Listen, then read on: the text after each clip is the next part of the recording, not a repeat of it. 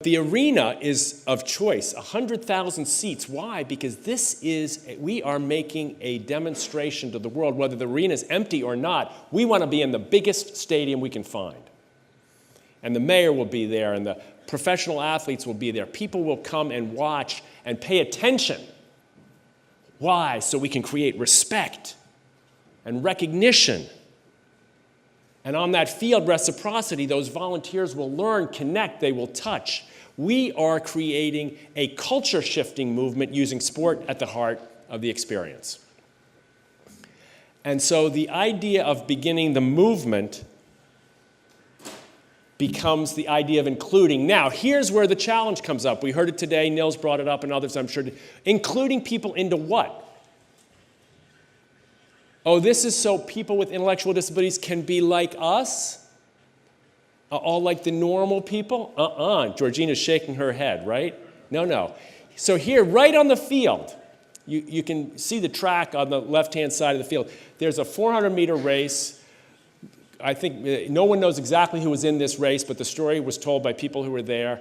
14, 15, 16-year-olds in a race coming around the back stretch.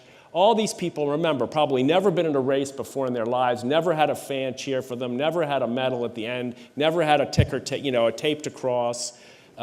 And the runner in first is charging towards the finish line, stumbles and falls. The other runners go right by, and the runner in second goes 3 steps by and stops. Now, put yourself there.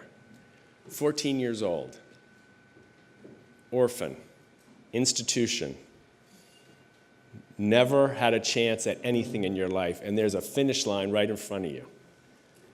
And you were going to be second, and now you're going to be first. You're going to win this race, right? First time ever. And you plant, and you turn around, and you go back. Sorry, I'm going to use your hand. And you take your buddy, you pick him up. Okay. Sorry. It's all good. It's a little forward, I'm sorry. I got this inclusion thing going, so. I lost my train of thought. Oh, yeah. And the athlete who would have won the race comes in last place. But here's why I bring it up in the context of defining inclusion. What I think everyone expected was we're going to give the athletes the chance to win. And what that athlete, that one runner does is redefines winning. Says, I don't want to win like that.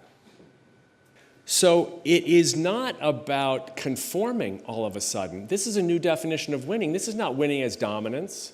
This is not winning as a singular achievement of only one person. It's not where you finish the race. It's who you finish with. It's how you run. It's not about who you beat. It's how you play. It's how hard you train. It's not about ranking. It's not a pyramid. You don't exclude all of a sudden, people coming from the margin, from experiences of oppression, come into the center, and they redefine the center. Because they don't conform to what's in the center. That's how they got on the margin to begin with. Right? And so all of a sudden, in the act of opening, it is not an act of including to force. It's an act of broadening the definition of what it means to matter. And so even in a sport culture, which is naturally hierarchical, the hierarchy gets turned upside down simply by giving someone who comes from a different perspective the chance to define the world the way they see it.